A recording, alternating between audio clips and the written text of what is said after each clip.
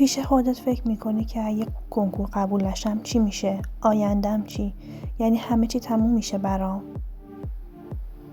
فکر میکنی تموم آیندت بستگی به کنکور داره؟ اگه قبول نشی نمیتونی شغل و درآمدی داشته باشی؟ اگه کنکور رو خراب کردی بدون که پایان دنیا نیست، واقعا نیست.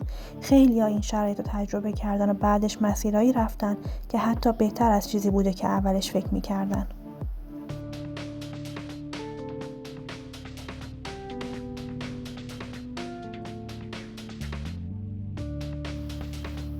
احساساتت رو بپذیر ولی توش گیر نکن.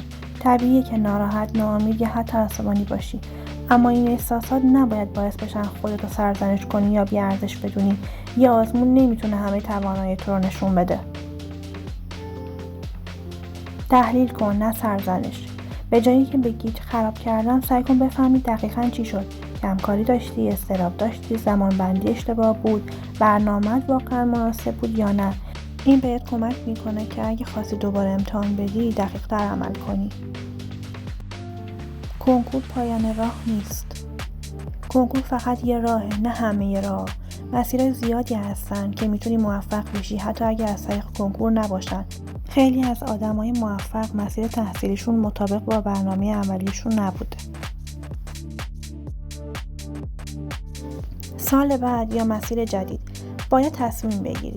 اگه هنوز به هدفت باور داری و انرژیش رو داری میتونی سال بعد دوباره امتحان بدی. اگه احساس میکنی میخوای وارد بازار کار، هنر، مهاجرت یا هر رشته دیگه‌ای بشی شاید بهتر باشه مسیر جدیدی بسازی. خودتو با بقیه مقایسه نکن. همه آدما شرایط متفاوتی دارن. مهم نیست دوستات یا فامیلت چی شدن، مهم اینه که تو از الان به بعد چطوری تصمیم میگیری ادامه بدی.